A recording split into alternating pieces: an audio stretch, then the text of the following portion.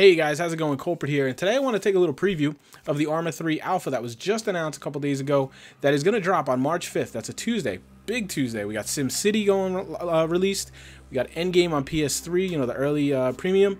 So we got a lot of stuff going on next week, and I think Arma 3 Alpha has kind of flown a little under the radar, and to me, by far the one I'm most excited about. Can't even tell you. I don't get excited like this very often. Don't get me wrong. I'm gonna buy SimCity. Obviously, I'm getting Endgame, but you know I gotta wait an extra week for that. I will be watching a lot of videos on that.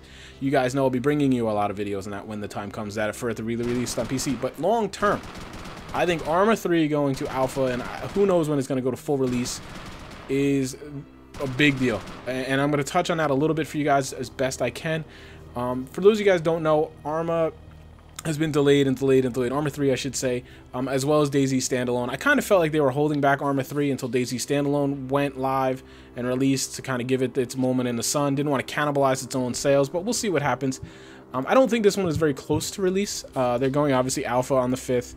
There's going to be a beta because that's listed in here. And so, I mean, we're probably looking at months before it's released. But I'm just excited to kind of get my hands on it, check out the engine, see what we're dealing with. You all know, I mean, I enjoyed Arma 2, the platform I enjoyed. I didn't play much Arma 2 legit, but I played Wasteland, Pakistan Life, obviously DayZ, all these games built off of the Arma 2 engine. So it's exciting to me to see the new engine. But first, I want to talk about the Alpha. They did a good job. I gotta say, these guys are, you know, you see a lot of early access kind of things going on these days. You know, you pay or you pre-order for the privilege to beta test for someone, and a lot of times these days you're paying more. You know, the game might be a $20 game. You're paying $50 to get into Alpha for the right to play early. It's ridiculous. It's flat out ridiculous. Now I understand early access and there's a market there. You know, you get what you want, especially you indie devs, and I get that. But some people are going crazy with this, and kudos to Bohemia and Arma 3. Basically, what they're charging you for, what they're going to charge me on Tuesday is $33 to alpha test this, beta test this, and you get the full game when it's released. Now, if you're someone like me who's played a lot of Wasteland, played a lot of DayZ, well, you know, DayZ isn't going to, you know, factor into Arma 3 because it's going on its own. But I know I'm going to buy Arma 3 at some point because the modding community is huge. They are embracing modding. Why wouldn't they? Modding has made this game now. And all the potential there is so exciting. So I know I'm going to buy it eventually. So why not just buy it now? Play some alpha, play some beta right now. It's a lull right now, guys. I know Endgame's coming, and that's great. But we're looking at a lull through the summer. Not a lot of big, exciting games. Hopefully DayZ Standalone is going to come along and help us out. So why not play this game now? I will be buying this the second the register's open, so to speak. I probably won't get a chance to play it until Wednesday, just because of how my schedule stacks up. But on Wednesday, I plan to play the heck out of this. The features are going to be limited. I think there's only a couple scenarios and things, but they're embracing modding right away in Alpha, so we're going to see stuff popping up, and I'm excited, man. I'm so excited to see what these guys do because I enjoy the heck out of Wasteland. You could actually say I almost enjoy Wasteland more than DayZ. But that's kind of, I got jaded on DayZ towards the end because of hackers and everything, so we won't get into that. But man, the potential there is huge. DayZ and Dean Hall have supplied the blueprint, the roadmap on how to do this, and there is going to be there's just going to be a heck of a lot of talent out there that is going to be modding for this platform. You better believe it. I'm very excited for it. So if you, I have to suggest, you know, give it a shot. Even if, you know, the alpha is incredibly limited on what you can do, just showing the support to them by pre-ordering, in effect, is going to encourage these guys to get this game out, I think. So I'm going to be buying it the second it's available. I know a lot of you guys are. A lot of 008 is going to be doing it too. And that excites me too because this time around I feel like we have a good crew of guys to really play. And if you look at some of these screenshots, I included the mini trailer and then I included a little teaser trailer. Those were like a year old, guys. And it's impressive then, you know. So they've had a year since to work on things. A lot of these screenshots are relatively new. I don't know the exact dates on them. But, I mean, look at some of these things. They're beautiful. I mean, and the Arma 2 engine, you know, I had my issues with it. It was clunky. It was, the UI was terrible. The server browser was terrible. I'm sure they focused on that. The graphics, you know, while it's not necessary to have beautiful graphics, I mean, it is what it is. I mean, you were able to play. It was poorly optimized, so I'm hoping optimization was a big focus. But look at some of the, I mean, these things are beautiful. And these are in-game, you know, these are not cutscenes. These are in-game.